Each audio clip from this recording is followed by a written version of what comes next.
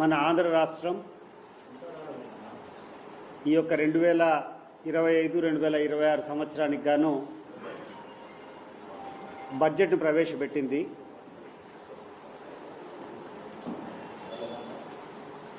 రాష్ట్రంలో ఉన్నటువంటి ప్రజలు, రాష్ట్రంలో ఉన్నటువంటి ప్రతి ఒక్కరు కూడా ఈ యొక్క బడ్జెట్ పట్ల ఎంతో ఆసక్తిగా చూస్తూ ఉంటారు. ఇటీవలే ఎన్నికలు జరిగాయి 2024లో.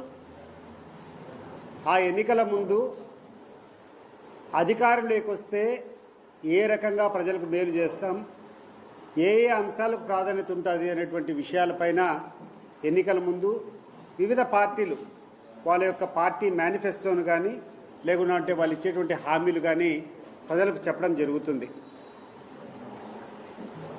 ఈ యొక్క హామీలు కానీ వీళ్ళు ఇచ్చినటువంటి విధానాలకు కానీ అమలు కావాలంటే డబ్బులు కావాలా. ఆ డబ్బులను ఏ రకంగా కేటాయిస్తాం, ఏ రకంగా ఏ స్కీమ్స్ చేస్తామనేటువంటి ఆ ప్లానింగ్నే బడ్జెట్ అంటాం. దాంట్లో ఏ పథకానికి ఎంతెంత డబ్బులు కేటాయిస్తామనేది ప్రధాన అంశం. మరి నిన్న ప్రవేశపెట్టేటువంటి బడ్జెట్ చూస్తే చంద్రబాబు నాయుడు గారు ఇచ్చినటువంటి హామీలకు, చంద్రబాబు నాయుడు గారు చెప్పినటువంటి ప్రజలకు ఇచ్చినటువంటి మేనిఫెస్టోకు ఈరోజు నిధులు ఏ రకంగా కేటాయించారనేది మనం అందరం కూడా ఒకసారి ఆలోచన చేయాలి. కొన్ని వేల హామీలు ఇచ్చాడు. ఏ ఊరికి పోయినా, ఏ గడపకు దొక్కినా ప్రతి ఒక్కరికి ఏం కావాలంటే అవన్నీ ఇచ్చాడు.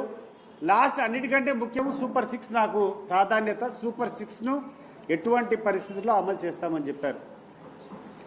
ఆ సూపర్ 6 యొక్క విషయం ఈరోజు మనం ఆలోచన చేస్తే, ఈరోజు రాష్ట్రంలో ఉన్నటువంటి ప్రతి ఒక్క నిరుద్యోగికి సంవత్సరానికి నెలకు 3,000 రూపాయలు నిరుద్యోగ భృతి ఇస్తా అని చెప్పాడు.